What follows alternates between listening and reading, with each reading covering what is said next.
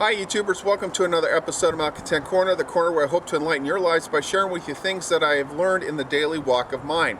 I'm filming in the great outdoors today, so please forgive me if, forgive the video if you hear some background noise or the occasional gust of wind blows through, but I'm filming this between rainstorms and the weather's a little breezy today. So anyways, what we're talking about today is my grill, and the primary subject we're talking about was the primary subject that composed the main body of a video I did a few years back on grill maintenance, and that's my Char-Broil 3-burner grill.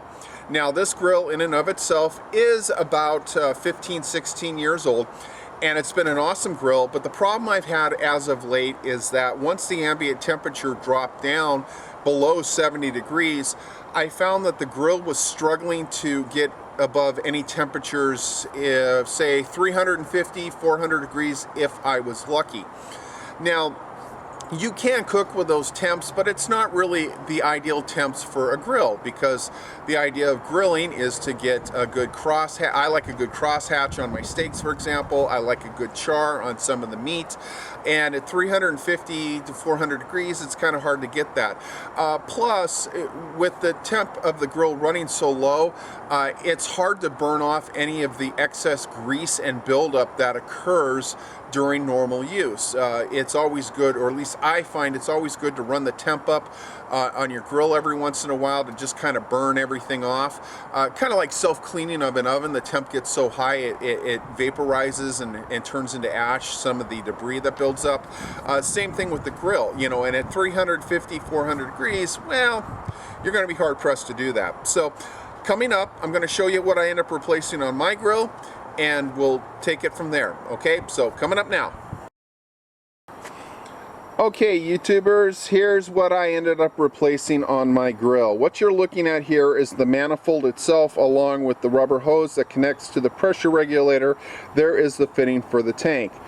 Now, what I suspect went wrong was this particular item here. It was probably this pressure regulator, but unfortunately this piece here is not threaded in. It seems to be crimped onto a fitting, and the only detachable fitting I saw was up here. There's a nut that goes into this manifold, but I got on Sears website, and as much as I like to try to support them, they wanted about $60 for this piece.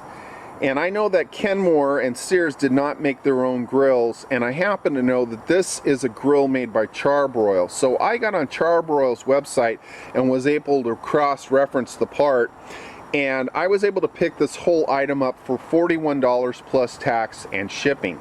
So for 41 bucks, I got all the pieces that I need. Now, again, I could in theory just probably have replaced that, but with the rubber hose being about 15, 16 years old, plus this manifold being that old, and it's a little rusty and crusty looking here, I just decided to replace the whole thing. Now, the replacement itself was pretty easy. I took 2 screws off of this side, 2 screws off of this side. This whole panel with the knobs on it flipped up. There are screws behind the knobs that will screw into there and into there, and all said and done, I was able to replace this part in about 10 minutes. I flipped the panel up, put the new one in, screwed everything in, put it back down. Best part is too, though, I don't know how well you can see that, is since replacing it, this grill is getting close to 600 degrees there. So it went, I basically gained about 200 degrees of temp, and it is actually about 58 degrees out, and there's a decent breeze blowing around, which is cooling off the grill itself. So for the replacement of 41 bucks worth of all this parts, I suspect this grill might be good for another 10-15 years now. Anyways, we'll wrap up this video now. Alright folks, there you have it. That's what I ended up replacing. So as you saw, after replacing all those pieces, the grill is running nice and hot now, and you know, my cook times are back into the reasonable area. I'm getting the chars that I want, and again, I can burn off some of the excess grease and debris that builds up on the grill itself. So that's what I ended up doing on this. Now, do you have to replace all those pieces on yours? Maybe, maybe not. I elected just to go that route because for me it was just easier to, everything came as one complete unit, so I just replaced it as one complete unit. But if you're having the same problem, Take it for what it's worth. Odds are it's probably the pressure regulator itself. My understanding is they do tend to go bad with time. You know, what that time is, I couldn't tell you, but that's my understanding. And in this case, you know, I got about 15, 16 years out of this one before it went bad. So, hey, for 41 bucks plus some tax and shipping, I got almost a brand new grill. Again, a little rougher looking, but a brand new grill that's cooking A-okay. Anyways, that's what I have for you here at this episode.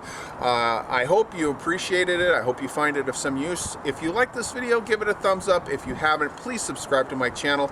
But regardless of what you do, thank you for listening to me talk. I hope to see you back again here in the not too distant future. So until then, you take care of yourselves, and we'll see you here again later on. All right?